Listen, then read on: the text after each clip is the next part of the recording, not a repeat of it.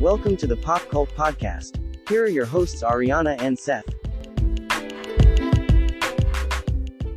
This is the Pop Cult Podcast. I'm Seth. I'm Ariana. And this is our Favorites of 2023 episode. A few weeks late, I would say, due to illness by each of us at separate times. Yep. The podcast got delayed. And it was, I think in my case, it wasn't anything major. It was just a shift in weather caused my congestion to go crazy. Yeah. You think you had strep. I think you might have had a cold. cold. Yeah. I think it was a cold. I think you just hadn't had a cold in so long that you were like, this is cancer. I'm dying. It's like, oh yeah, it was like horrendous because then afterwards it was like evaluating like how tired am I? Is this really COVID? Is this not COVID? So we are here finally to talk about our favorite films and our favorite things of 2023. And it did kind of work out good because there's not a lot of movies that I think are podcast worthy that have come out in the last few weeks. So taking a break was probably a good thing anyway. So we will be talking about our top 5 favorite films. But first, which one do you want to do first? Do you want to do films or do you want to do favorite things? Let's do favorite things. We'll do favorite things. So we are going to talk about our top 5 favorite things. This is outside of movies, any sort of media, anything really. I mean, if we had a sweater we really liked, I guess you could put that on your list, right? So I want to let you start, Ariana, with your number 5 favorite thing of 2023. I think I'm gonna go with the fact that I learned about myself that I can study and kind of like studying when I put my mind to it. It is one of the weirdest things coming from the fact that like at school I did not study. Are you gonna elaborate any more on that? Okay, so I like what were you recently studying? What's going on? passed the certification to be a behaviorist technician. And at first I was pretty much convinced that I couldn't do it. I can't memorize things. And I am not one to just memorize things word by word. I have to understand the definition of it. But it was the chain reaction of realizing like once I understood something, I could understand something else. And how I would be laying asleep, like about to go to sleep at night. I'd be like, oh, this is what it means, like on certain stuff. It's just like applying it, because before it just seemed so daunting to me that like, oh, I might go for master's degrees later on, like after to see if I want to do it or not. So essentially your 5th favorite thing was remembering how to learn. Yep. Yep. Right. My 5th favorite thing of the year were solo tabletop RPGs. Mm-hmm. Why'd you roll your eyes right there? I didn't. I know, I'm kidding. She didn't roll her eyes. But it was, I had really enjoyed when we had played tabletop RPGs in years past. And there was always sort of this hunger to play, but you always had to wait until you had all the people in the right place at the right time. Yeah. And then also, with any sort of community in America, it just seems like there's rotten people that get involved in no matter what hobby you're in. And so that kind of like turned me off a little bit. And so there was a long period where I just didn't play them at all, but I was still curious about what was going on.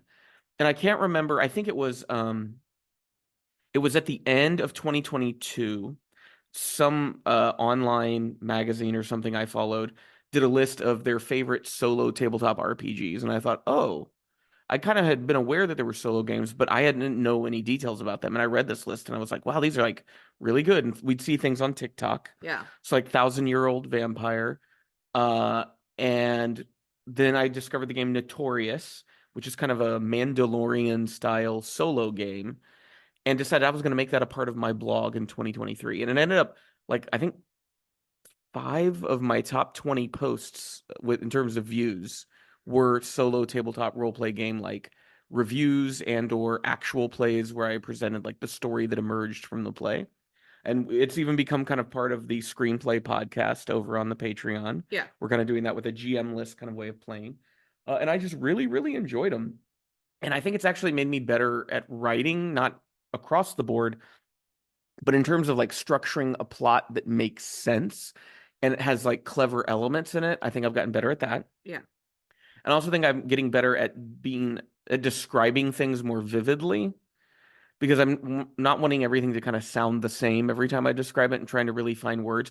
I will say this is one place where like Chat GPT does work for creative stuff, Yeah, yeah, yeah. where like I needed scents and I was like, went to Chat GPT and was like, give me 7 scents that would be associated with fear.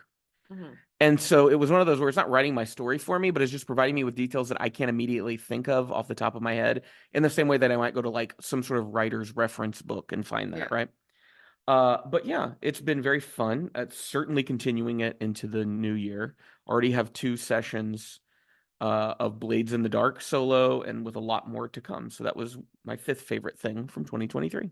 Okay. All right, so Ariana, what's number 4 for you on favorites of 2023? I mean, I ended up just making like 4 because my brain was not negotiating well with me about what I liked. Okay. Okay. Daddy will remember. Oh yeah, that's like one of those, that's like a Telltale video game. If at the bottom you would see a little thing that comes by, goes, Seth will remember. Yeah, Seth will remember this. Off the top of your head, what was a food that you ate in 2023 that you really enjoyed? I mean, like one thing I could do is a perk of like us learning new recipes because I think the one thing that people don't really talk about is once you immigrate to a new country, I mean, Netherlands has great quality of food, but their flavor is so fucking lacking Yeah, in so seasoning's not many great. different things. And the fact that like now we have plenty of spices in the house because just in case where we're making something new. I think now we have like pretty much a good like document of different recipes that we revisit and we're always like in the back of our heads of being like, okay, well, what's something that we should make? When we add new things to it, like Yes. recently we started doing, it was like tuna and Parmesan roasted or crusted potatoes, Yes. which is very good. Yeah. And then we have old favorites that are just, we've done it so many times, we know it'll be good and it's easy to. Yeah, like one of the parts that like it made me happy was when you tried like you cooked the mushrooms for the first time. Mhm. And that was a big deal for you because you hate the texture of mushrooms. And I would still say that I kind of stopped eating them because the texture was still difficult for me. And now it's more just figuring it out, like, how do I cook them so they're like the things I'm seeing on TikTok Well, or on I think it's also but because it takes so much time.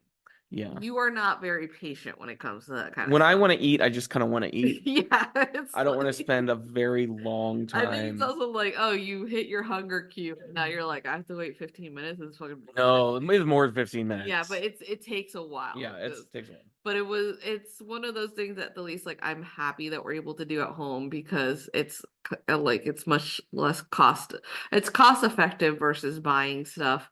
And it's again And then like I would say the food we can get delivered, I've never been super like through thrilled about. yeah, it's all okay. It's Yeah, okay. yeah. It's sort of like if you get some chicken nuggets around here, they're always gonna be great.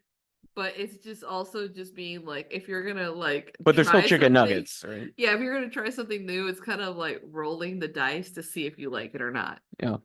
So cooking Yeah. was your improv number 4. Number 4 for me is Succession season 4. Oh. Of all the TV I watched in 2023, Succession season 4, like nothing came as close to that. We did see things like, Better Call Saul. We watched, we kind of split that between 22 and 23. And that was good. We watched all of Deadwood in 2022 or 2023, I'm sorry. But Succession, that final season, it was just one of those where every single episode was so solid in the writing, in the acting, in the direction, the editing. Yeah.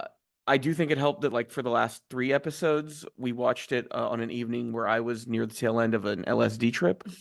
And so I feel like for me on acid, it heightens the apocalyptic elements of things. I don't know. Yeah. And so it really like when you go from the episode of Succession about the presidential election all the way to the end of the series, like that chunk of episodes, it does feel like real in a scary sense. Yeah. It felt like this.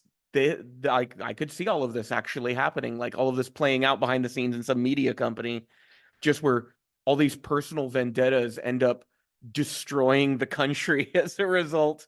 Like very It's easily like could see that. so horrendous. And I think the performances from everyone were so good. I was reminded a lot of sort of the style of Shakespeare, where essentially what Succession ended up being was the story of two princes and a princess who believe that they deserve to inherit their father's kingdom. Then we get to the tail end and we find out how completely unworthy they are to inherit anything here. Yeah. And in the background, what I loved most was you have this sort of chorus of voices between like the media people, the other members of the board, executives within the organization, who are all commenting on the action that's going on in the same way that you would have characters that were in a similar kind of function in Shakespeare doing the same about the main action. So, like in a Hamlet, you'd have Hamlet and his uncle Claudius, and there'd be conflict there. But you'd also have like Rosencrantz and Guildenstern to the side, commenting on the things that they're seeing, serving as sort of the comic relief or adding some context to the audience about a way they should perceive what's going on, sort of thing. Yeah. Uh, and it was one of those things where like season 4 of Succession, even like Alexander Sarsgaard, who he's good, but anytime he gets like you throw someone into a show like that near the end of it, I'm always like, is this going to kind of go off the rails and not? Yeah, because you're the caliber of acting, you have to like, can he like match them? Yeah, because it's like he's coming into something that's so established. Is he going to throw off the tone, or will he find a way to mesh? And he was pitch perfect in it. Yeah, he was. Like so good. Matthew McFadden as Tom Wamsgam, one of my all-time favorite television characters, just in the awkwardness, the outsider nature of that character, his desperation, I think, was so good. Grueling towards the end. His arguments with Shiv were just like, oh my god. Well, and then the revelation about the pregnancy and his reaction to that is just like a knife.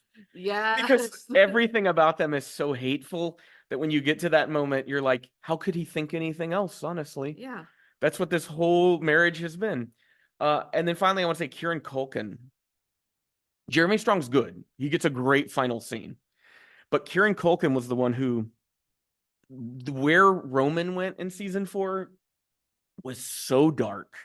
Yeah. And so like heartbreaking and sad and I pathetic. think it's because throughout the other seasons, he's such the comedy relief that then they almost go like, oh, you think he's cute. And they're like, we're gonna show you how horrendous he really is, Like he's and a little how Nazi. dangerous he is. Yeah, and especially the way he played it was the presidential election episode and then the funeral episode Yeah. when he gets up to speak. It's like waves. You don't know what Yeah. to do with him. You're just He like felt like a person who was losing their mind over the Yes. course of that season. But yeah, Succession season 4, incredible. Okay. Number 3. Okay, for number 3, I want to talk about Vida, which was on one of my top television stuff. You didn't watch it. This had Melissa Barrera in it, so I'm gonna highlight her as much as possible. It's a show having to do with two sisters come back to their hometown in LA in a mostly Latinx slash Mexican neighborhood that is slowly being gentrified. They start to realize when they go to their mother's like apartment that she owns the building. In the bottom there's a bar.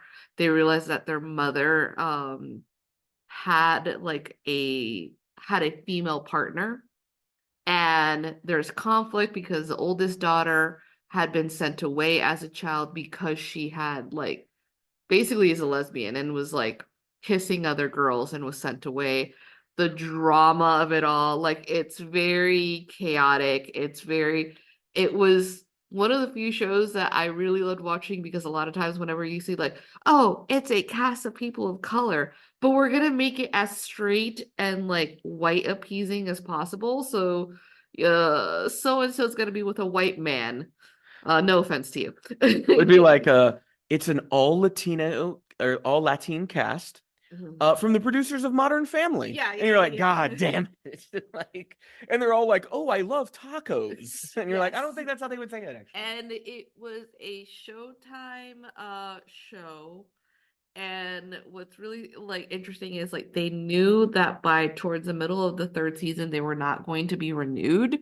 And so the writer who had written for Shameless, had written for all these other shows, that she was like, yeah, I got to write like economically different characters, but I never got to write like queer and women characters the way I wanted to. Was like, well, we'll wrap it up the way I want it to wrap it up. Because she's like, I know I can't do a pitch to make the show get picked up from someone else, especially the fact that there was sex in the show, there was like talks of drugs, there was talk of suicide. She's like, there's no way that HBO is going to pick up the show. There's no way that Really? I feel like the HBO does Netflix. stuff like that. But she's like, it just, once it was to her, she was like, once it was a Showtime show, it was Well, like I think hard to. what she realized was the industry is racist. So the fact that she got it Yeah. made in the first place was a miracle. And trying to recreate that magic was going to be a soul draining Yeah, task. and what was very interesting is like this was one of like Marissa Barrera's like first English roles, because mostly she was known for telenovelas in Mexico. And in the show they do talk about like she had breast augmentations because she shows topless in the show. And it's sort of like this bravery that she is admitting that she's had plastic surgery versus how it, even within the show, versus how it would be outside of it. It's like, no, I'm completely natural.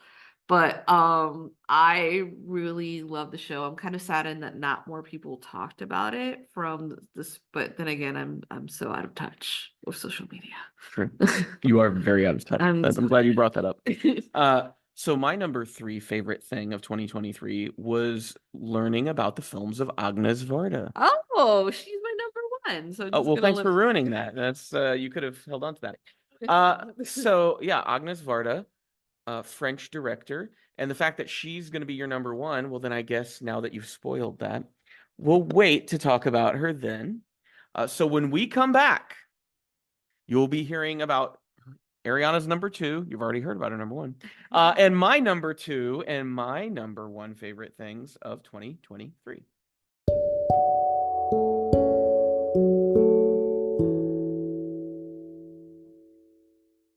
And we are back going through our favorite things of 2023 before we get to our favorite films later in this episode. So Ariana, what was your number 2 favorite thing of 2023? reading Daredevil. By Chip Zdarsky. Yes. Okay.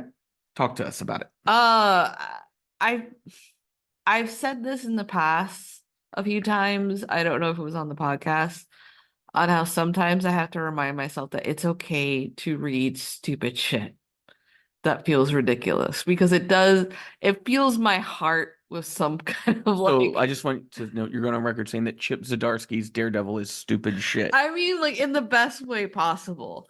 I loved reading this because just Matt is a fucking idiot. Now, the audience doesn't know who Matt is. Matt is Daredevil. Matt Murdock. Matt Murdock. The lawyer. Yes, the The lawyer. former mayor of New York City, I think. Yeah, the thing that I didn't know about until I started reading it. It was just like fucking bonkers. I love that like every time this guy is like filled with like Catholic guilt and keeps fucking shit up all the time. Like there's no. He's a very angsty character. Yes, it's just like I love that he like I was reading it and he'd be like, God forgive me for what I've done. And then he goes and fucks someone else's wife. And then he's like also like he's always like, I love Elektra, but I love so and so too. And it's just like He's had a lot of lovers. Yeah, he has a lot of lovers, and it's always that like this was the love of his life, but Elektra is also the love of his life. And then he's always like, well, Elektra doesn't really care. There's never really like a fucking conversation either about like their This is your second relationship. favorite thing of the year. It doesn't sound like you Yes, like but it. I like it because it's just like how It's a soap opera. it's a soap opera. I think it's because one of the things I realize is like sometimes I've come to the view that someone else viewing me might think that I take myself very seriously, but it's also like this kind of thing like, well, I'm the only one who takes myself seriously. I have to like take care of myself. But like reading Daredevil is like, dude, you got these powers, you got these superhuman He friends. didn't really have that much power. Yeah, he was still like compared to Enhanced human. senses. That's Enhanced senses. And then like he's got like maybe a good amount of money. Like he is just like his life is going okay, but the Catholic guilt is always weighing down on him to make him go do stupid shit. And then he's like, I need to stop being Daredevil. And then like he can't stop himself from being Daredevil. It's just like this inkling that he has to continue to do. Well, I mean, who's going to fight for justice in Hell's Kitchen if not Matt Murdock? And then my favorite thing, because I feel like even the writer is kind of like, I know, because like Matt decides that the Daredevil has to account for his crimes and he has to go to jail. Prison. Yeah, he has to go to prison. So he like, what's his best friend's name again? Like, Foggy Nelson, attorney at law. he deserve Foggy. Yes, Like he does treat Foggy like shit. Like the thing is, like he's always like, Foggy, you're my best friend. I'd do anything for you. Oh, by the way, I'm abandoning the law I'm practice. abandoning the Good law luck. practice. And It's like, I'm gonna go to court and I'm gonna have you defend me. So Foggy like gets like Matt's ex-girlfriend, who's an amazing like lawyer. This from like Mark Wade's run on when he was in San Francisco. Yeah, and so like they spend like they stay up all night setting up a defense, only for Daredevil to be like, I want to go to prison. In the middle of the court, like disregarding. I do think one of the clever things about that was they introduced it was a fake Supreme Court case that argued that mass vigilantes, because of the nature of their identity being revealed, being a danger to like their loved ones and themselves, are allowed to remain masked in court. Yeah. Which I'm like, that's an interesting idea. Yeah. And like, so he goes to prison and like he's talking to a doctor, which I love, is like it's a black woman talking to him, and he's like, I have to account for all the things I did. Like he got beat up, and she's like, okay, do you do realize that she's like, I don't really believe that prisons should exist, and there are people in here who were like homeless, drug addicts, and he's like, I don't care. Well, like, while the comic is called Daredevil, I found it to be more of an anthology series about a lot of different characters. Because you haven't talked about a character who I would say is the co-lead. Yeah. Do you know who I'm talking about? Wilson Fisk, the Kingpin. Yes, current mayor of New York up until Devil's Reign. Yeah, who has like his whole thing going on. What did you think of the Wilson Fisk side of the story? I thought it was pretty interesting. I thought it was like sad at times. It was one of those that like when you read that even when the bad guy is trying to do something good-ish, is like basically fucked over by like even richer people. Well, it's like he's just been so bad for so long. It's as if he's not allowed to be anything else. Yeah, and it's just like, and he falls into bad habits again, and then like the murder in the bathroom scene. Yeah, and then they're like, oh yeah, we know what you did. Like he was an annoying friend anyways. Like it was like the lack of fear in their part where that kind of astonishes him. And that he's just sort of like, oh, so I'm just a thug to them, and that's what I'm always going to be. Like he can't. Like in becoming mayor, it doesn't make him more powerful. It makes him more subservient. Yeah, even when he's like, I'm cutting ties with like all the mob shit. I'm going to concentrate on just being mayor, only to fall back. You know, kind of like Godfather 3. I keep being reeled back in. They pull me back in. And so like I enjoyed reading it because it was just when you haven't finished it yet. No, I haven't finished it. I loved the absurdity of it because I had to remind myself as I was because I was ripping through it. Like you given me like all the issues and I was just going through it like back or another, and you would have to remind me, be like, hey, in this world, a few months have passed between stuff, because I'd be like, when does he have time to heal or like calm the fuck down? Like, please explain this. And you're like, this is a comic book, calm the fuck down. I do want to say Chip Zdarsky made Stilt Man terrifying to me. Yes. The Oh my scene whenever God. it's all like the Daredevil villains show up, the assault on Hell's Kitchen, and Stilt Man's one of those characters where he's just a guy in a robot suit who has like bionic stilt legs, and you go, Yeah. that's not very scary. But the way they use him, he's like fucking terrifying. Yeah, and I do love the fact that like even in that scene, I love that like the bad guys, some of them even were just like, "Hey, we don't want to do this anymore." They're hurting like they don't want to hurt civilians. They're like, "This is where I live." Yeah. And I was just mad because like Daredevil had arrested me a few times, and I think that's stupid. But I didn't know that we were going to be like Killing plowing people. down streets and like destroying buildings and killing people. And it's like it was great because also like people, other civilians started picking up like the Daredevil mask in order to not let him die of sorts. It was a very we are Daredevil Yeah, moment. it was very much, you know, It's kind of a cheesy comment. yeah, it's kind of like Spider-Man 3 or Spider-Man 2. Not Spider-Man 3, Spider-Man 2. They're like, you have to get through. You gotta get through us, you won't get to Spider-Man. This is New York. You enjoy that little voice you did. So Chip Zdarsky is currently on a run of Batman Okay. that I've heard very mixed things about. Oh God. Do you foresee yourself sitting down and reading through that run eventually? If it is as stupid as Daredevil. It sounds pretty crazy. Yeah. It sounds like there's some crazy things happening in it. Yeah, I mean, I think it's just Batman hasn't been like my favorite of characters to read. I think he's just kind of like a Mary Sue. Yeah. It's just, I mean, I love the stupidity of like Daredevil because he's going to church and then like sticking his penis into someone else's wife. Speaking of sticking your penis, my number 2 it has nothing to do with that.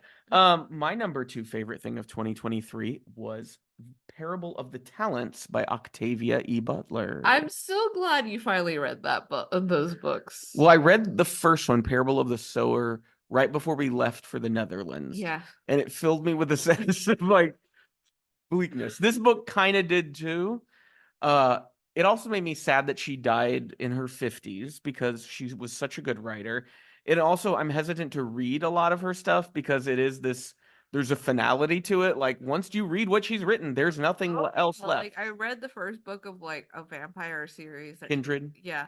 And I didn't want to like get the other books because part of me is just like, but what if I just do a slow drip? Like when I'm in my hospital bed on oxygen, bring me the last book, and then I'll be like, I got it.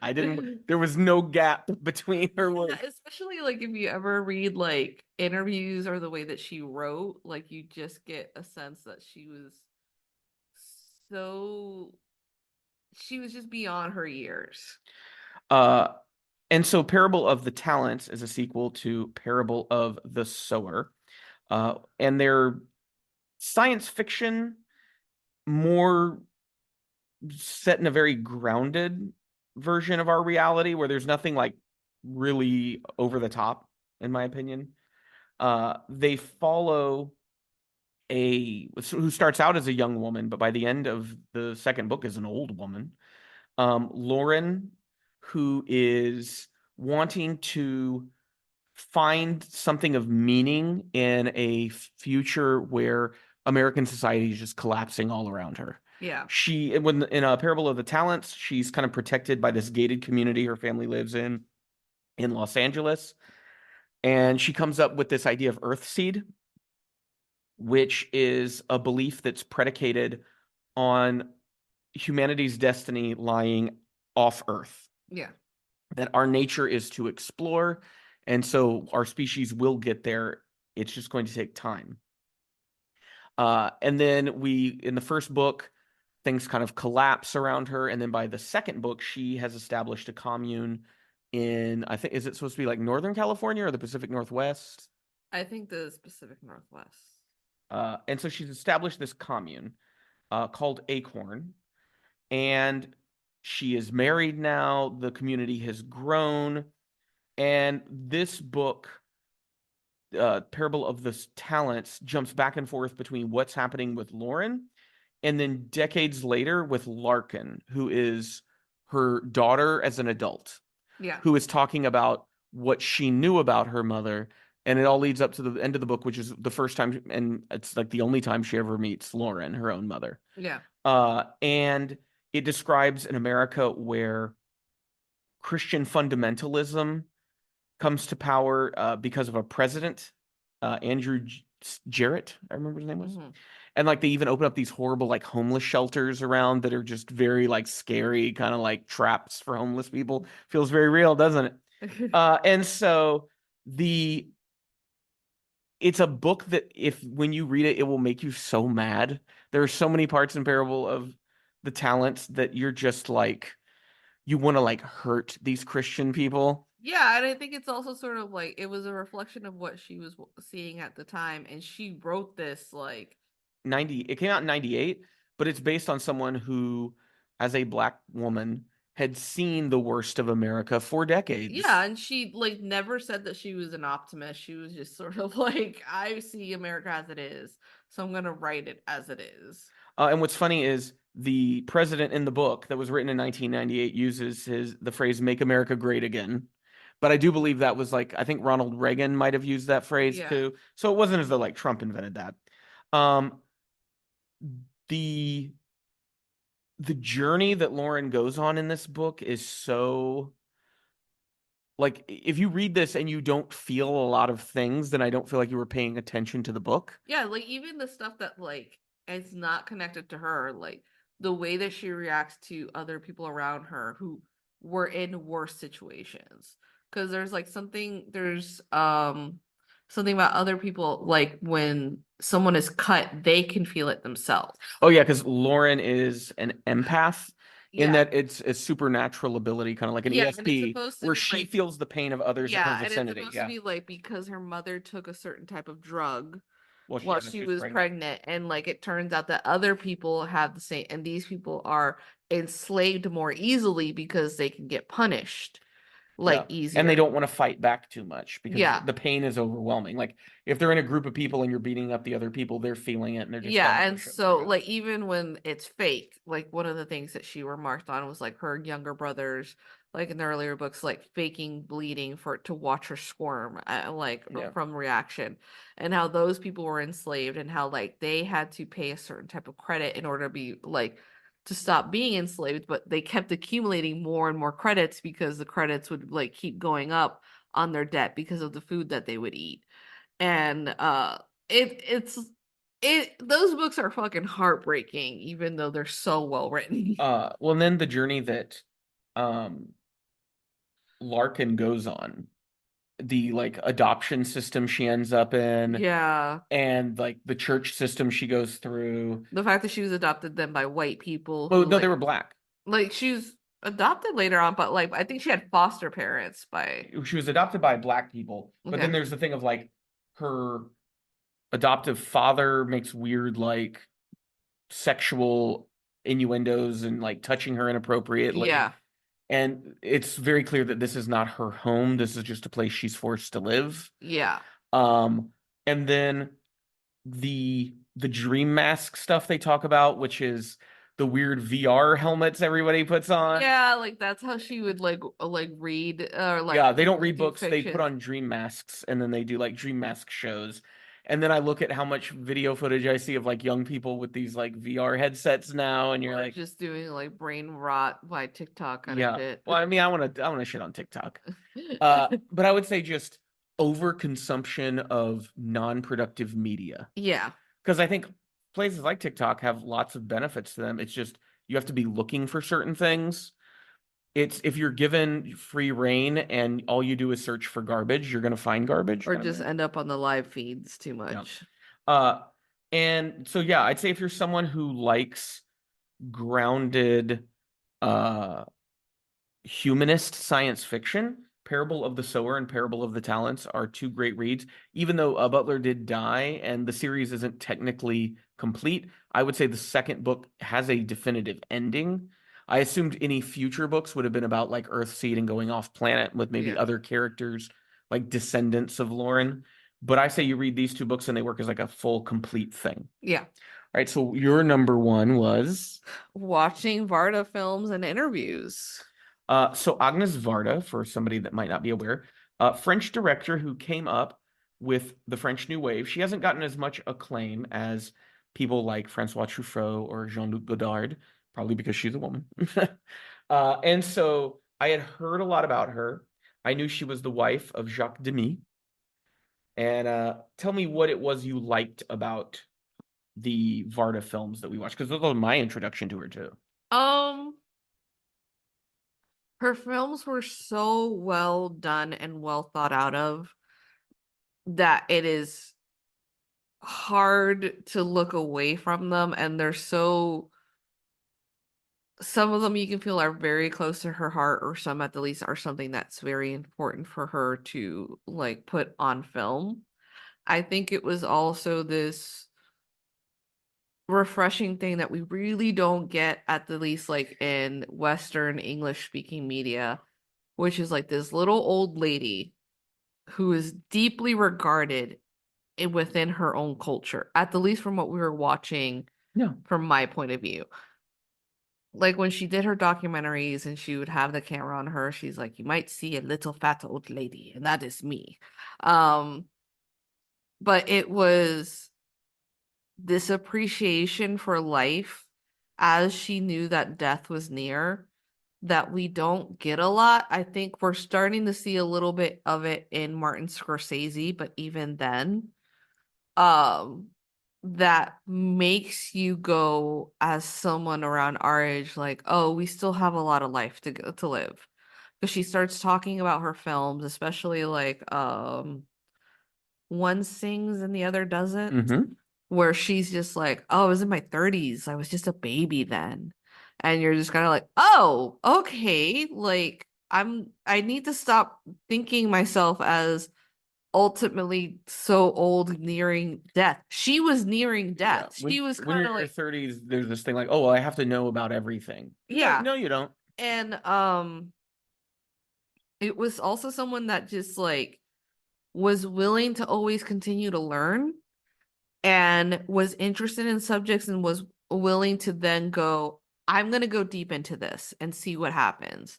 And then she's also just explaining, like, here, you're going to see a lot of mirrors. This way, I'm going to explain to you, like, and that way you can almost make connections without her saying it out loud. Well, you're talking more about her documentaries. Like documentaries, because then you can connect it to, for example, Cleo from 5 to 7, when there's a lot of mirrors in them. And so she's almost talking to you about her filming experience in the past without really detailing it. But it was just, she was so great to watch. And I remember watching Cleo from 5 to 7 with you, and it was really funny because at one point you were like, this is my Marvel fan moment. You were like, You gotta give a little more context. yeah, we were watching the film, and it was from the get-go. I was already like, fuck. This like it's a Like the opening scene, yeah. you're just like, this is incredible. Yeah, it's someone getting a tarot card reading. It's in color, and then like we see the people and they're in black and white. But it's just done so Well, and then the well. overhead shot of the table, it labels what the places are before she flips over the cards. Like the card in this spot's gonna mean this. The card, and it's just this thing that's right out of the gate before you even understand who Cleo is. Yeah. It's just she's already being playful with the visuals. Yeah. Well, I saw somebody refer to it as it's like a master class and all the exercises they would have you do in film school, but showing you how to do every single one of them to perfection. Yeah, and then like you were like, okay, she was so and so's wife. Okay, cool. But then you find out like she was a photographer who had never fucking done any film. Yeah, that was her first feature. Yeah. And like what had happened was her husband like made a huge film, and someone was like, all right, go to his friends and find out someone who could make a film for Well, it cheap. wasn't her husband who made the film. It was Godard made Breathless. Yeah. And that was sort of the big breakout French New Wave film. So they're like, anybody that's French and wants to make a movie. Yeah. And so like she gets this money and she's kind of like, oh, what do? I don't have that much money. And she goes, I'll just film about this time, like 2 hours. And I can cut it down. Done in real time. And like I'm gonna cut it down, and because I can't do actively 2 hours, but I'm gonna do it as close as possible. And it was just a playful thing to do, but it was just done so fucking well that you're almost like mad at the confidence. Well, to me, Cleo felt like a movie that it was in black and white. The fashions were from the 60s, but the quality of work that it went into it felt like I was watching a contemporary film, like a Yes. young 20-something director right now would make. Yeah. And just like when I think about like one sings and what doesn't sing, it's not a film that you'd be compared to Cleo from 5 to 7 that you'd be like, oh, what a grand movie. But then it starts to seep in a little bit deeper. Well, she's doing something different. Every movie she does, she has a And different it's goal. like that movie is like half a musical, half not a musical.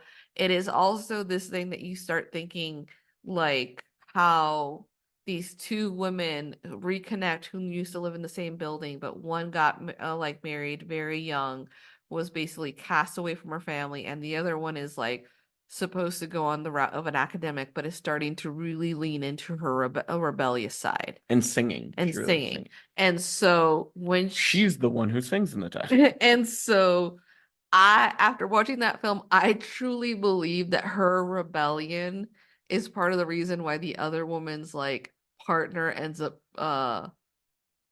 like doing what he does, because I don't want to spoil the film, because she's just like, fuck you, I'm not doing this. And like, because his photography is supposed to be like miserable women. Yeah. And he's supposed to capture them the moment that like they've given up because he's made them wait for so long. And she's like, I'm not doing that. And well, then the movie like Le Bonheur is just such an angry, dark movie. The one about the man who's carrying the affair. yeah. The ending of that movie is It's pitch black. yeah, but the thing is, like, if you're not someone who's like media savvy, you're not gonna pick it up until you start, unless you're like you are media savvy or you have a little bit of cynicism within you. But it's like it's a very beautiful looking movie that's Yes. hiding a very dark theme. Yes. And it's also this interesting thing of it being like how easy as a woman you are substituted by men. And it's Well, and then a Vagabond with Sandrine Bonnaire, yeah. where it's the structure of that movie, the way she chose to tell that movie by our main character is dead in the opening scene of the movie, and then the rest of the film is like interviews of people that encountered this homeless woman. Yeah. So it's almost like we're like moving, it's non-linear, we're kind of jumping around in time. Some characters talk directly to the camera, Yeah. and then others are talking to some interviewer off screen. Yeah, and it's like this character that I love that in an interview, she's like, I didn't want to make her likable. I wanted to talk about how like vagabonds were becoming a bigger thing in France because it was a rebellion against the working class We're at capitalism. and capitalism. But she's like, I never saw anyone talk about like women vagabonds. And like she's like, I didn't want to display her to be a victim. She's like, why would you continue that life and want your story to be that of a victim? And so you had some people that were like okay with the character, and others were just like, she was disgusting, she's horrible. And the performance is so great because you really don't know how to feel about her at the end. You're just watching the last days of someone's life. So my number one favorite thing were the journalists in Gaza. Oh, Makes me a better person than you, doesn't it? yeah. Yeah, there's a genocide going on in Gaza. That's what it is. I think Benjamin Netanyahu all but admitted that it was in his statement that he made the night before we recorded this, by essentially saying that no one can stop Israel, including The Hague. So that should put, chills down people's spines that you have someone who is, I think at this point, the modern equivalent to Adolf Hitler, right? Like, I mean, that seems like where we're at. But the people in Palestine who, is particularly in Gaza, who are under siege but are still reporting in every day and informing people about what's going on, I know their tone has become very hopeless. And I mean, I'm surprised it didn't become hopeless much sooner than it has. But the Western news media has completely failed in informing the public about what's going on. Everything that they present is framed from the point of view of the Israeli authority and the occupation. And Palestinian voices are few and far between on Western media when they do show up. They get barked down and shouted down by hosts, which we've seen Yes. multiple times. It's just bizarre to me that we live alongside people who can dehumanize a group who haven't really done much of anything. Like a lot of people say, but Hamas, whatever. Uh, yeah, Hamas killed people, but that wasn't the first time anybody died in Israel in the last 70 to 80 years. That this was a piece of a larger ongoing thing that had happened. This was just an instance where Hamas actually got some hits in, and Hamas is also not the totality of Palestinian people. Yeah. And it's at this point, the death toll in Palestine is so vast beyond anything that Hamas did that we've now reached levels of absurdity to keep referring to October 7th as anything of relevance at this point, especially when it's come out that a lot of the occupation forces killed many of their own people. Like the parking lot at the music festival was incinerated by Israeli bombs. Hamas did not have weapons like that. They couldn't have done anything like that. And I mean, there's footage of Israeli tanks firing on settler homes in the kibbutzes because they believe there are Hamas inside, and they're following the Hannibal Directive, which is the unwritten Israeli military code of killing their own people in order that they would not be able to become hostages to Palestinians. Uh, and so those reporters in Palestine have done a tremendous service to humanity to chronicle this. Many of them have died. Many of them have lost their families and continued to broadcast. And it's just, we've reached day 100 at this point. And the question is just simply, how long will the West allow this to go on? Because they are the ones that hold the keys to turning this machine off. Yeah. No one else can do it. They are the ones that have it. And so the longer they wait to do anything, the more abhorrent they become and the more deserving of whatever blowback from this that's going to come they should get. And if this means, the United States collapses, which seems very inevitable based on the condition of things there as society decays and people become less and less caring about each other, uh, America will deserve it, right? Like, Yeah. it will be sad that people will suffer. That's not something that I overlook. But what, you don't think a country that's profited off of the backs of billions of other human beings living in abject squalor and living lives of complete misery doesn't deserve to suffer in turn, right? Yeah. Like, it just seems inevitable. And my hope is that the sort of legacy journalism that we have, the sort of New York Times, the Washington Posts, the Fox Newses, the CNNs, like, their day's kind of over. It's nakedly obvious that they are just state-sponsored propaganda wings of the US government at this point. They won't report things outside of certain contexts, and the issue of Palestine reveals that completely. They're my favorite thing about 2023. Hopefully they won't have to be my favorite thing about 2024, because hopefully by the end of this year, that will be resolved in a way to the benefit of Palestinians. But I hope that they continue reporting, they continue letting us see so that we can, at minimum, witness what is going on in that part of the world.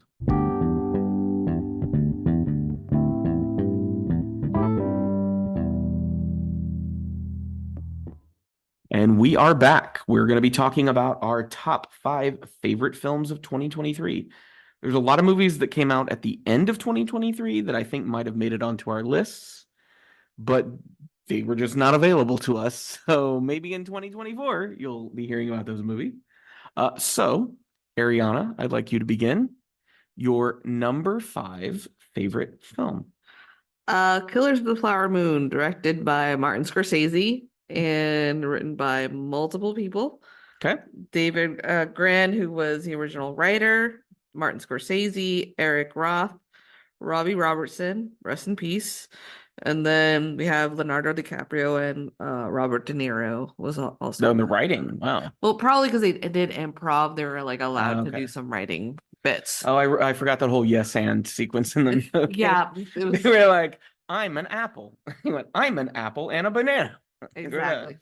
So, Ariana, Tell us about Killers of the Flower Moon. What's it about? What'd you like about it? I mean, it has to do with the fact that some white men come in and try to fuck over the Indians. Do you know which tribe? The Osage. Ooh, okay. I was gonna tribe shame you for not knowing. Fuck you, white man. Um, I don't see color. That's kind of when you say white, I go, where? On the white on the wall? What? you're like, I'm pink. Yeah, I'm a pink man. So yes, continue. And it has to do with the slow killing of this family in order to obtain the oil that the Osage have, The land rights, the right? land Yeah. rights. And I mean, I feel like everybody's talked about this film. We talked about this film on the podcast. What did you like about it? Uh, I loved Lily Gladstone the most about that film. I thought her acting was very good, even like the facial expressions, the way that she carried her body. Um, Again, I have complicated feelings about this film because I don't. There's a lot of it that I almost wish that they would edit like 30 minutes out from like Leonardo DiCaprio because he is a lot in the film, I feel like, but it's kind of expected with Martin Scorsese at this point with the actors. I think Robert De Niro did a very good job. It was one of the first times in a long time that I actually liked his performance. Well, it felt like he was really acting. Yeah. A lot of times he kind of plays a version of De Niro. Yes. Because I think in The Irishman he was just so stiff. But the movie's so good. It's a very good movie, and he did great, but I think because he was trying to play younger, Yeah. it just didn't feel right. And this one was like, He's an old man he's from an beginning to old end. man and it's good, and just let him be an old man.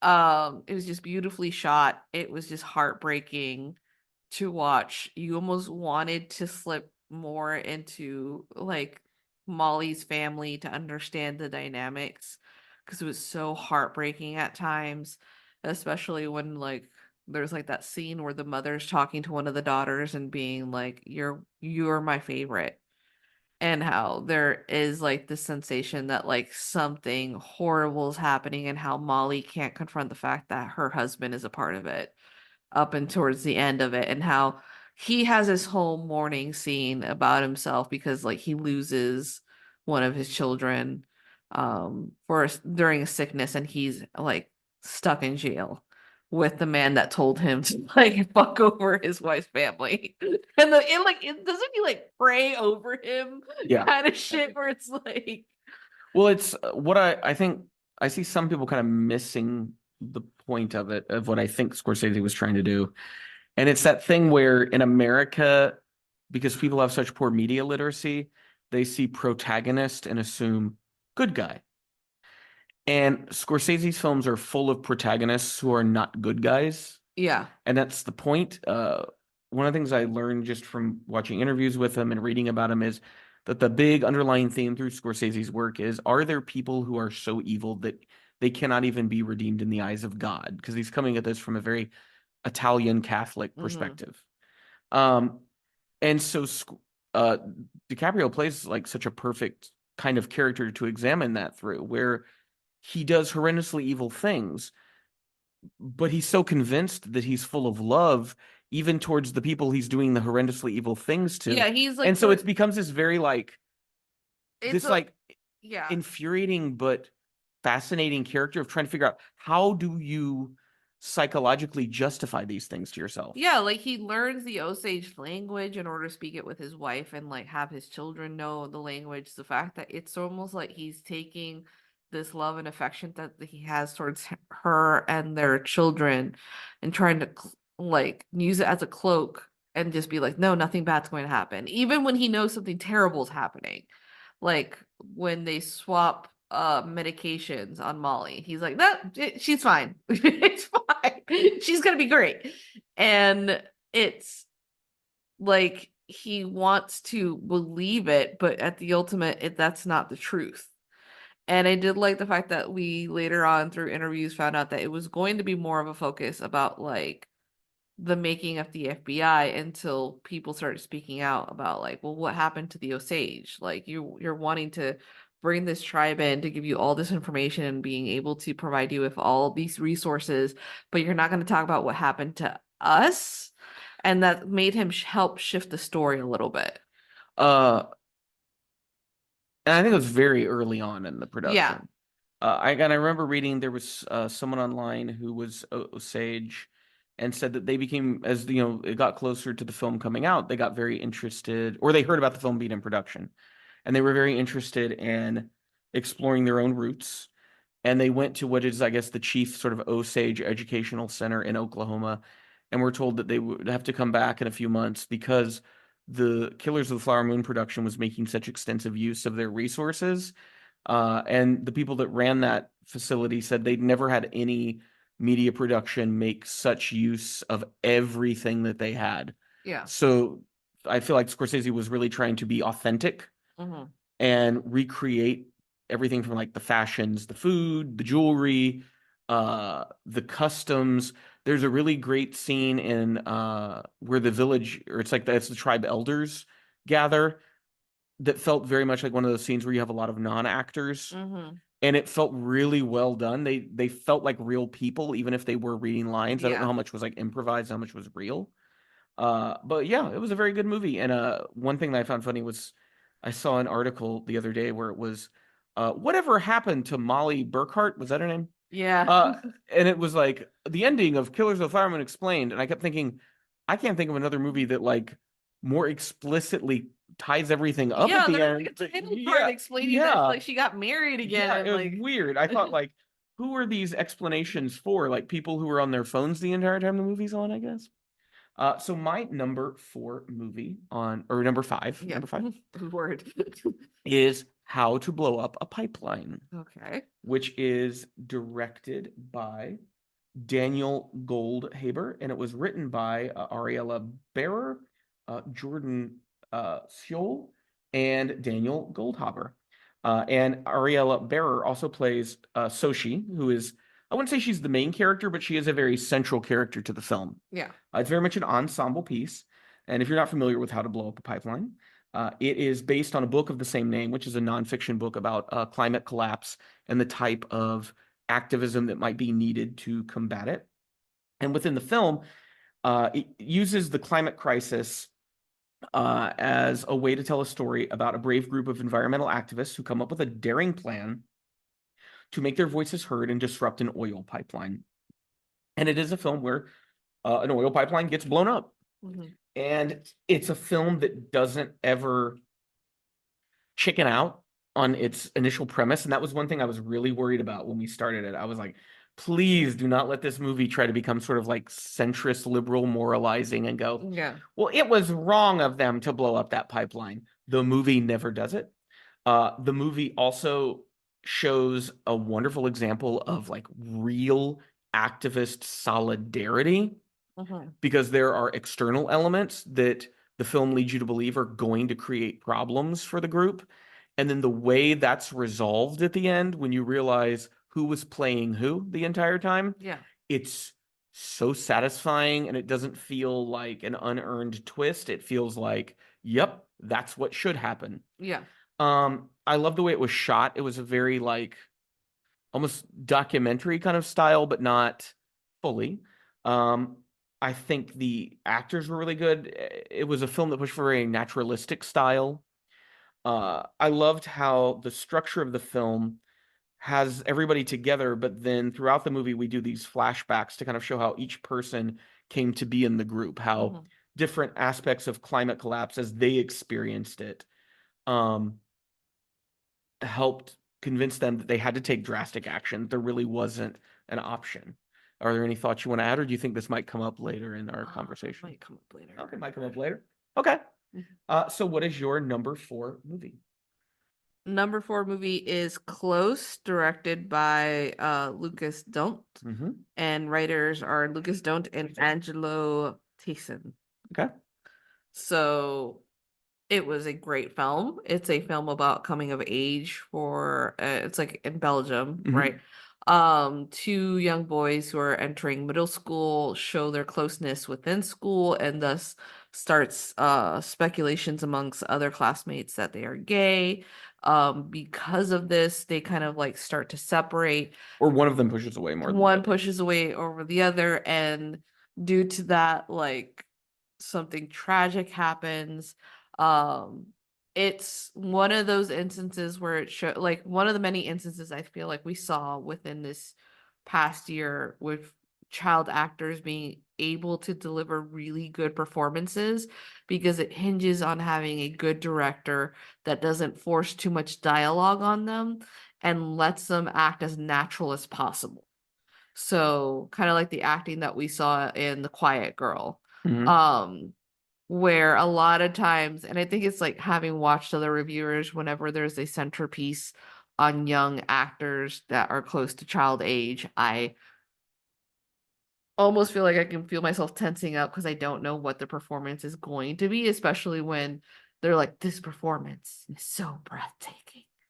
But in this film, you're just like, no, I could though these two boys are in love with each other. Yeah. Like it felt genuine, like the way that they would look at each other with this admiration and affection that like a lot of people would joke when it comes to at least like white lesbians. And they're just pals. They're just friends. That's how you look at your friend. Um and it was heartbreaking at the end. Like, Mm, I mean, it was heartbreaking, but it was like there was still hope, but there was still like there's a I'd say few it was tears heartbreaking in the middle. in the middle. Yeah, I think it was Okay. heartbreaking in the middle. We might be talking about this movie later in the list. Okay, so my number 4 movie is a French film, Mm-hmm. Full Time, written and directed by Eric Gravel. Full Time poses this question that I'm sure you've all asked each other. What if the Bourne Identity, but about a mom trying to get to and from work? And that really is like the tone of the movie. Yes. It's something you would never think or I mean maybe some of you do, but I wouldn't have ever imagined or thought would work, right? Like two tones that seem very at odds. But it is absolutely brilliant. It was one of the most tense film watching experiences I had all year. Yes. I love that it was a little under an hour and 30 minutes. You know how Daddy loves his 90-minute movies. And I think for a movie like this is you don't want to linger. People can experience everything they need to because Julie, who's the main character, played by Laure Calame, there really aren't a lot of other characters in the movie. They're there, but they don't really play major roles. It really is a one woman kind of showpiece. Yeah. It's like her and the cinematographer and the editor.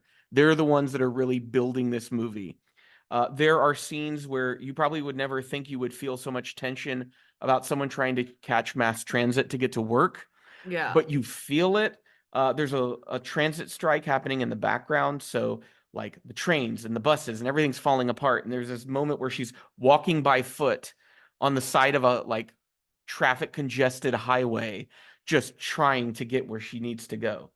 Um, it was kept thinking of all those scenes because we watched every fucking Mission Impossible movie this year, which isn't my fault completely. I did that to myself. I'm not blaming anyone else.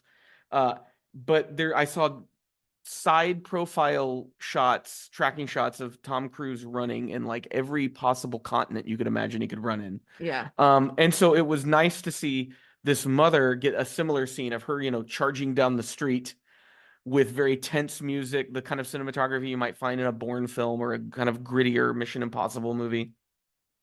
But yeah, just a wonderful way to take something that seems mundane and not spectacular and make it the focus of such spectacle. Because nowadays in movies with CG, they're constantly throwing things at us that we've never seen it before. It's this grand, vast green screen kind of thing. But here the thrill came from how real everything was. Yeah, and there's also like there's class struggle going in because she's working as like the head housekeeper for this really like nice hotel. Like a 5-star hotel. And it's just also like and she can't take time off. And the constant way that she's in trouble. A lot of the times not following the rules that she presses upon her coworkers to follow. Like she skips out of work for an interview at one point. Or like she has her phone on her, which they're not supposed to have. And how she kind of gets she disregards also like the needs of everyone else because she's just like, well, I'm a single mom, not understanding that other people are going through similar struggles Yeah, as she is. we never really know anything about these other maids, but I think that works because that's her. Yeah. She's not making an effort to learn anything about them either. Yeah. Well, I think it's also like she would have if she wasn't in this situation right now. And then also trying to catch the bus constantly. And then like getting chastised for missing work or like being late when she has no control over the public transportation. When I like that the film does things where it makes you think it's hinting at like a romantic subplot, but then doesn't go there. Yeah. Because I'm like, this movie doesn't need that. Well, she's also doesn't have Yeah, why does she time. have time to do that? Yeah. Mm. But yeah, full time. Very good movie. If you are kind of tired of typical sort of male centric fare and you want something that's exciting, but also very much about real people. All right, Ariana, what is your third movie on your list? How to Blow Up a Pipeline. Okay. So you already said the writer, so why repeat it? We're good. It was a really good film. I like the fact that we got the reasons as to why everyone has decided to join this activist group, without overwhelming us too much. I love the fact that Soshi's character is in an environmental group for a while and is trying to push for further things, but they keep telling her that's not the law. We have a list of agreements of what we're supposed to do. And then there's another character that she's in the group with who is participating in a documentary. And that's how he felt like he finds out about one of the other characters and the sadness of like they're giving their whole information as to how they lost their farm because of an oil rig company. And the guy asked, are we getting any money from this? Because like they just are spilling their guts saying they've lost everything and lost their work. And they're kind of like, oh, this is a nonprofit kind of thing. And you could tell like that is when they both kind of get disenfranchised about continuing what they're doing and going on another path. Yeah, I did appreciate how they detail very well that the sort of neoliberal nonprofit avenue is simply not doing enough. Yeah, and as someone who worked in nonprofit for a very long time, the amount of fucking meetings you have to go through before you get to the final task, and then the fact that you have to go through a board, and that board are rich, mostly white people who have no fucking cares in the world except making sure that their names are in the clear. Well, this is their hobby. Yeah. And yeah, for the people that are very involved, this is their life, right? Yes. My number 3 movie is May December, written by Sammy Birch and Alex Mechanic, Okay. directed by the great Todd Haynes. Todd Haynes. Is this going to be coming up later on your list? Okay, so you'll be able to chime in on this conversation. Yep. I'm surprised it's not in your top 5. It's I mean I really like the film, but I also have like I mean as everything I always have feelings, but I feel like I wanted to highlight other films. Mm-hmm. So May December, loosely based on the Mary Kay Letourneau Villy Falau scandal of the late 90s, I guess is when that happened. It is about an actress played by Natalie Portman, who has come to the home of Gracie and Joe. Gracie was an older woman who seduced young Joe. They're still together after all these years, but the relationship does not feel that it's on very solid ground. There's a lot of things going on behind the scenes, but Natalie Portman's actress Elizabeth doesn't really care because she's there to prepare for a role in a TV movie and is just kind of stirring the pot to see what she can learn about these people. Yes. We spent a lot of time watching Todd Haynes films in 2023. Mm-hmm. I think, had you ever seen a Todd Haynes film up until that point? Velvet Goldmine, you'd never seen. No, I don't think I. Oh, you'd seen Carol. Yes, I saw Carol, but I needed to see the whole catalog to really understand him.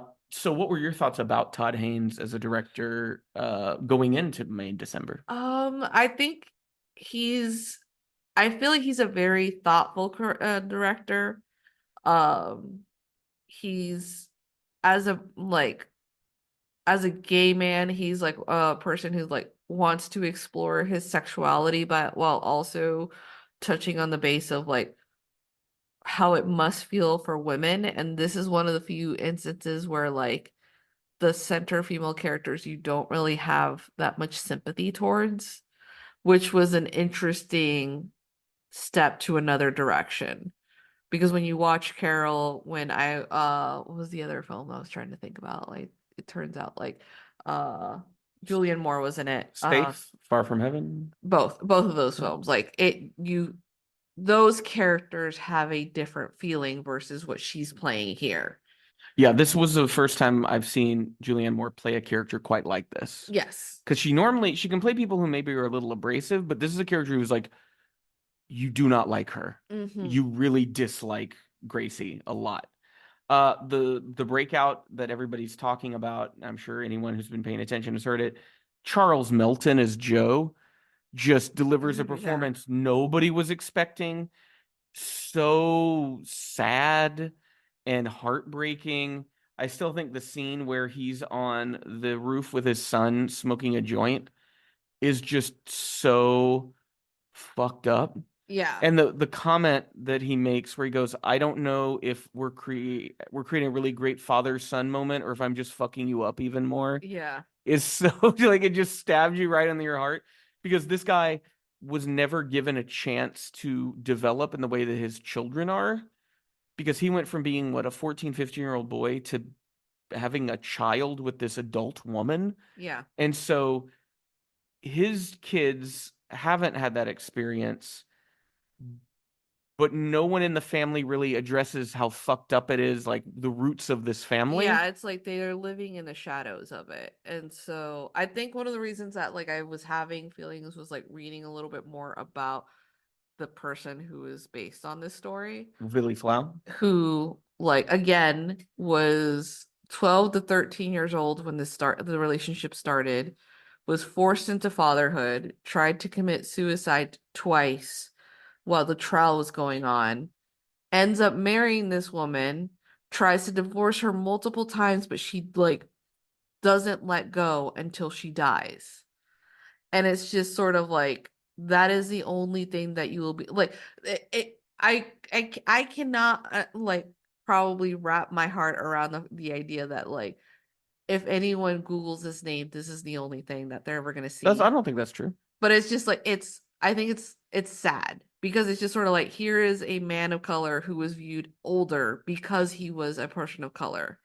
Well, I've read his arguments, but I think his and I understand like his hurt, of course, but I also think his argument about the movie also reveals something about media illiteracy within Americans. Yes. In that this is not a movie about Mary Kay Letourneau and Willie Falau. That would be like a Lifetime TV movie. No, I mean this is a movie about how the media exploits people and never really addresses the trauma that comes out of these events and instead turns it into fodder for some actress to like win an award for. Yeah, and I think it also is showing like Natalie Portman's character Elizabeth is a voyeur. Is that the way you say it? And she's like another version of Gracie in a lot of and ways. she's also perverted in her own way on the way that she is basically just like enjoys fucking with their lives in order to make sure that she has this grand performance. And then you're also like when you end up sitting watching her as she's watching like who are supposed to be Joe in the film that she's making, she's telling the director like we need to find someone sexy, and you're like this isn't the case. You're not like understanding, like you're just making it worse. You're making it sort of like I think it's like Todd Haynes is like almost saying, yeah, for everybody, it's like saying he should have celebrated because he was a guy and he got fucked. It's like this was rape. This was emotional abuse. But I feel like even then it's not like because Willie Valau's argument was, oh, why didn't they bring me in as a consultant? And my thought was, well, they didn't need you because it wasn't about Willie Falau. It was about a situation that no one is addressing, right? Yeah. And I feel like you could plug in many other different situations here. Because the thing that haunts me that I come away from the movie with is how all these people around it, Gracie's ex-husband, her neighbors, the children, The lawyer. nobody wants to directly engage with how horrible this was. Yeah, because they got married. Well, and they think that like, well, it's this American thing of there's something just so abhorrent and so evil, and our reaction is not to dive head first into trying to figure it out and change it. It's well, it's too much for me to handle, so I'm going to step away. Or it's like he seems like he's fine. Yeah, he seems like He he's fine. seems like he's fine, and that is the part that like it like is heartbreaking. I could also again like I can understand that like Todd Haynes was like, yes, I'm going to base it on the story, but I want to focus on this part. It was based in just the most like basic way possible. And I think it's also because you had a man of color playing the victim. Boom, you're gonna relate it to like especially like the acting choices when like Julianne Moore is specifically like her mouth Oh yeah. was towards that character, but it's like it's not as if this was a softening towards what had happened. It was not as if it was giving it an okay. And I understand, like, yeah, maybe like a consultant would have been fine, but that wasn't the solid story. It wasn't just about Joe. You could have made a movie about Joe, and it would. I mean, there's a movie about Mary Kay Letourneau and Billy Falau. That's another movie. Yeah.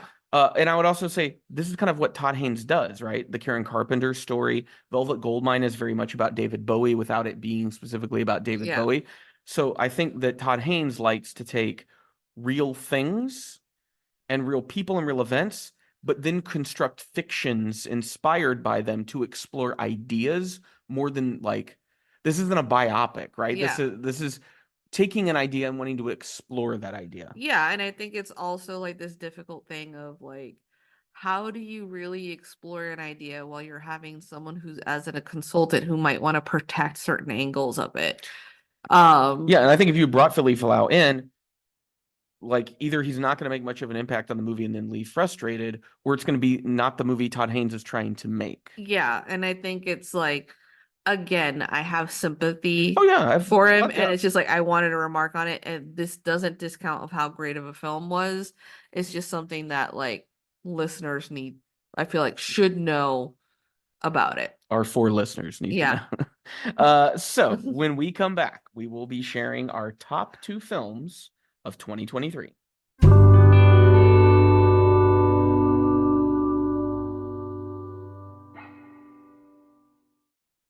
We are back, and we'll be talking about our top 2 favorite films of 2023.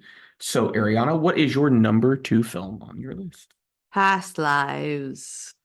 Oh, that one. Yes, that one. Directed and written by Celine Song. Uh-huh. So, 2 childhood friends happen to meet each other online and start a long distance. 2 childhood friends from South Korea. Yes. And then they start having a long distance friendship that feels as if it's about to go into the romantic route up until the point that they can't seem to coordinate who should come where and when. Happen to fall into distance with each other until the main male character is able to come into New York for a week to visit. But during this time, Greta has already gotten married. I think that's the name of the actress. Yeah, Greta Lee, I believe. The character that she plays is Nora. Please get your shit straight. But Nora has already been married to Arthur for a couple of years. They met. I feel like it was supposed to be like it was a writer's retreat. A writer's retreat after she had decided to pull away from Hae Sung and the complicated feelings that follow afterwards, how Hae Sung feels as if he's lost something that he should have maybe follow. And I thought it was a really well written movie. It was beautifully shot. And I don't have much to say about it because I just liked it a lot. It had a good vibe. Yeah, great vibe. Well, I think the opening of the movie was my favorite part of it. Yes. And I really like the fact that when they went into the explanation as to why the parents wanted to move, they were just like, well, we want to have that experience. And we feel as if our children should have this experience, that life should not be Just so, in soul. yeah, just the same thing over and over again. And it was also the difference of the story of it being like her parents were academics and also artists who decided to move to Canada, and how she was trying to explain to Hae Sung on how she's a double immigrant because she immigrated to Canada and now she was trying to immigrate to New York, and how it'd be very hard for her if she decided to go visit him in South Korea, and how he does not want to give up that chance for him to go to China. And it's all those like marks of a long distance relationship that can hurt a lot, which I felt connected at some point, especially when they're like the glitchiness of the Skype calls. Because during that time, we were kind of like having a similar thing, that we were having a long distance relationship where the images weren't that clear. I liked the scenes in where she would recommend a movie and talk about it because she, as a writer, really enjoyed it. And then the next was him watching that film to feel a connection towards her, and how she felt as if like, oh, I'm like Korean Canadian, Korean American, but he is fully Korean. And the teasing of her, of like how her Korean wasn't as good as it was before, how it was a little like rusty, but she's happy to talk to him because at the least she can navigate in that language one more time and connect with something that she felt that she had lost. Wrong. Just describing the film and going Incorrect. wrong. Incorrect. You gave the wrong answer. My number 2 favorite film is Saint Omer, written by Alice Diop, Rita David, and Marie Ndaya, directed by Alice Diop. This is a film made by I don't know how you would say it. She's a black French woman. I don't know, African Franco. I don't know how you would say that. Is that how you would say it? Yeah. Who made a film that is about a very black-centered experience that happens in France. The main character is Rama, played by Kaije Kagame. I'm sure I pronounced that wrong. Yeah. She's a black woman. She's the child of immigrants, but she is an academic. Yes. So she's very comfortable. She's in an interracial relationship with Adrian, who is a white man, and she has a baby on the way. And she hears about a trial going on in the coastal town of Saint-Omer, where a black woman who is Senegalese, just as Rama is, named Laurence, who is on trial for the murder of her infant daughter. Yes. Sounds very horrific. The film is very subtle in the way it unfolds its story.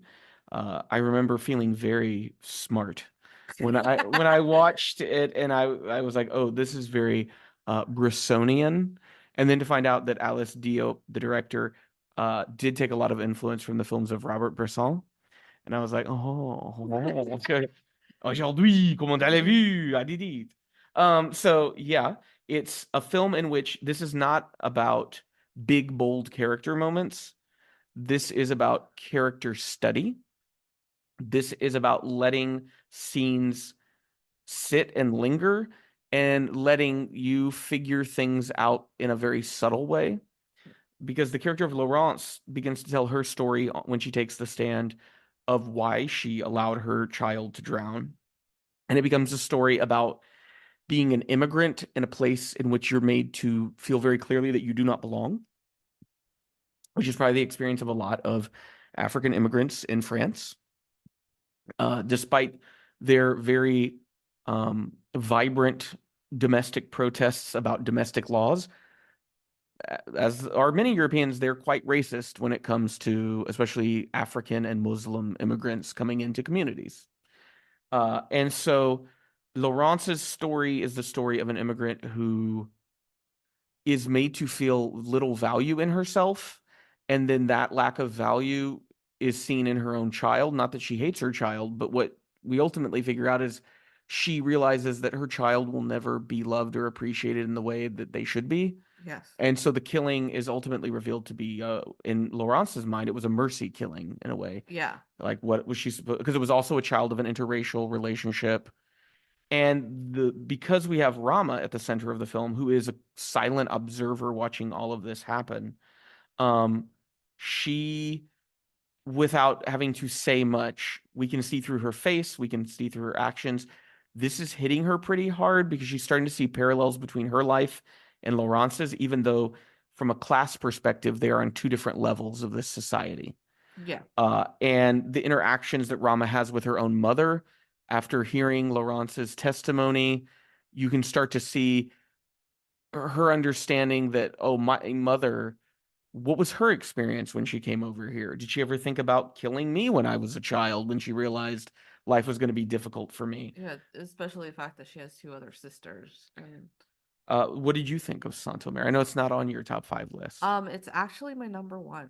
Well, then you can go ahead and talk about it. I feel like the more I reflect about this film, it was as if it is a court drama, The courtroom drama, yeah. but it feels like a courtroom drama that once we get to Laurence, she is telling Rama specifically a horror story. Well, there's scenes where it feels like she's looking right at Rama. Yes, Yeah. because like she is also, they are one of the few Black women within the courtroom. It is the side glances of being like, I know me, like, and I know that you know, like, I know you and you know me, kind of thing, where Rama, like, even looks down because the pressure is so much. There's a conversation where, like, Lawrence explains that at home, where she was from and she was raised, she was not allowed to speak the local dialect. She was forced to only speak in French. So when she would move to France, her French would be perfect. But then it alienated her from being around other Black kids and being able to form bonds with them. So But the native white French speaking population wasn't going to accept her that either. didn't want Yeah. her either. So she was like, I was not wanted in my homeland and I'm not wanted here. What do I have left for my daughter that isn't even wanted by her own father? And it is also the guilt that Rama feels, that sort of like, yes, she is in a place of privilege. She's allowed to go here, write about this case that is affecting her. And like, even her partner is like, you don't have to sit through this. You don't have to write about this. But she feels an obligation because she's like, who else is going to write about it with a similar experience? Yeah, because that's the thing is she is the only Senegalese immigrant in the courtroom other than Laurence. So it's and especially like the fact that the woman on trial's name is Laurence. This is not a Senegalese name. This is a French name. And like it's her also parents did everything to try to make her the exemplary French, Africa to French immigrant, and it didn't matter ultimately. Yeah, and there's also like the diner scene between Laurence's mother and Rama where she's showing her clippings that she's had of her daughter, like not caring the fact that her daughter is on like basically because of the killing of her own granddaughter. She's just like, what, the least she's known. At the least people are saying her name and it's in French. And it's sort of like this white supremacy that is embedded in them without them having to say it out loud. And how Rama now has to carry the story with her and go home with it. When I liked how the film is very open-ended. We don't really know what Rama's ultimate takeaway will be. It's just she had this experience. It's stuck with her in a way that no other experience we can tell has from this her career. Her career is like a writer and an English professor. And she's just thinking about her own child yet to be born and what it means for her child, what her child's life will be like. It's also the softening that she has towards her mother towards the end. Because at the beginning, there's an argument between her and her sisters are like, you don't help out. And she barely even talks to her mother, and her mother barely talks to her. There is a disconnection, and like her mother is sleeping, but she's watching her sleep, like wondering, like, what are you dreaming about? What have you gone through? But the experience to her, she's like, it might have been so horrendous that there's no need to repeat it. Why would I make her go through that? I'm just gonna cover her with this blanket and hope that she feels safe around me. Yeah, it's like Laurence's voice becomes her mother's voice, is what it is. Yeah. Yes. Uh, so that was your number one, my number two. So my number one film was Close, which you talked about earlier. Belgian coming of age film about two kind of what middle school, early high school aged boys Hmm. who have been, as the title implies, very intensely close in their friendship. And the rumors abound at school if they are romantically involved or not. One boy, Remy, doesn't fight against those rumors. Leo, who is sort of the character through which the audience sees the film, is very much being very aggressive. He does not want to be considered queer in any way. He doesn't want people to think that he and Remy love each other in that way. And so he immediately begins pushing back very aggressively to the point that he severs his friendship with Remy, which leads to very tragic, sad things. But one of the reasons I think this movie ended up as number one, there's a lot of movies, as we talked about, with child actors playing real children. So we had like The Quiet Girl. Uh, I think Are You There, God? It's Me, Margaret did a very good job for an American film and Yeah. having an actress who played a 14-year-old, or I guess she was playing a little younger than that, in a very authentic way, where it felt like the reactions felt real, the experiences they were going through felt real. And I felt this movie, of all the child performances I saw this year, this had the strongest. Um, the character of Leo, played by Eden Dumbreen, he you would look at him and you would think, oh, of course, this young man is gay. He has very feminine body language. He has very soft features. Yeah. He's blonde, blue-eyed, very like large eyes. There are things we associate with like femininity and softness.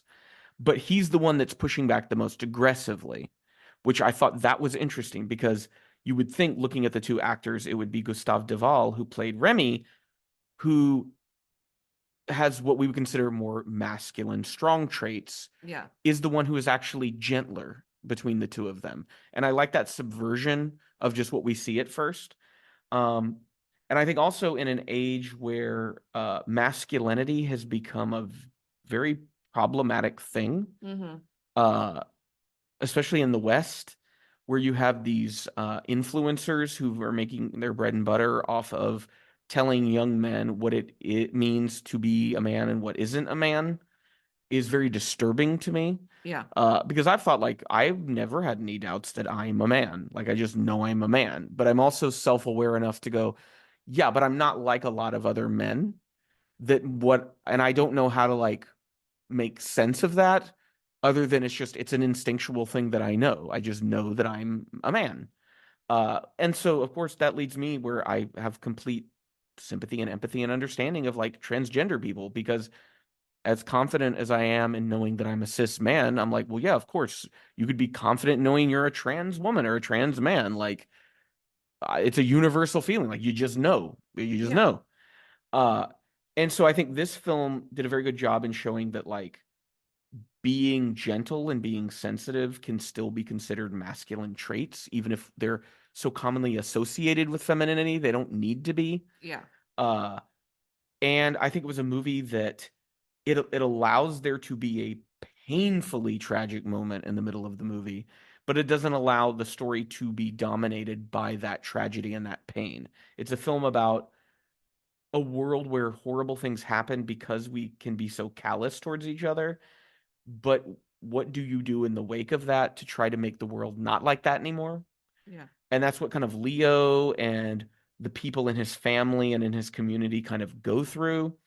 Uh, it's also a very visually beautiful movie. They take Yes. big advantage of in the same way that Amsterdam, or not Amsterdam, but the Netherlands has this sort of big tulip industry. It looks as though there's a similar ishness in Belgium, and so Leo's family owns tulip fields, and the film takes big advantage of using those in the film to produce scenes with like lots of vibrant color, very bold colors in this Yeah. movie. Beautiful lighting that just almost Oh yeah. sometimes we're like painting the whole Yes, thing. there were scenes where I just thought like this looks more like a painting than it does like film at this point. But yes, Close was my number one film of the year. and a film that I think everybody should see. I would say if you have any of those hesitancies when it comes to subtitles, I would encourage you to push past that because I think the film is very much worth your time.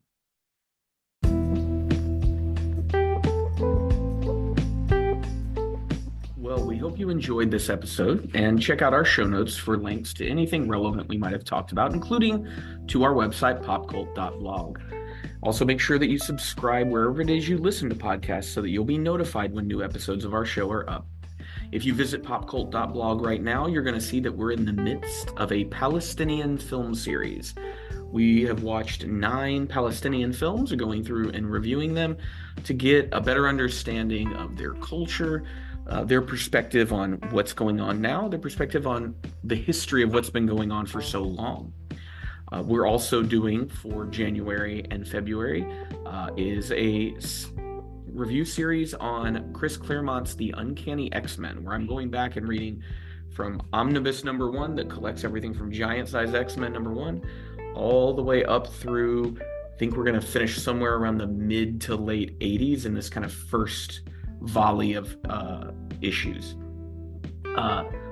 Make sure that if you enjoy what we do on our blog or you enjoy what we do on our podcast, that you think about supporting us over on Patreon. We really appreciate that money. It helps out in all kinds of ways. And I want to thank our patrons, Becca and Matt, who donate at the writer's room level.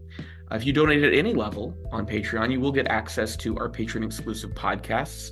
We have our long-delayed finale of Screenplay coming up very soon. Once again, like this episode, delayed because of illness. And that will finish up our first season of Screenplay. We have plans for a second one with a different game that I'm looking forward to. Well, until next time, you keep listening and we'll keep watching.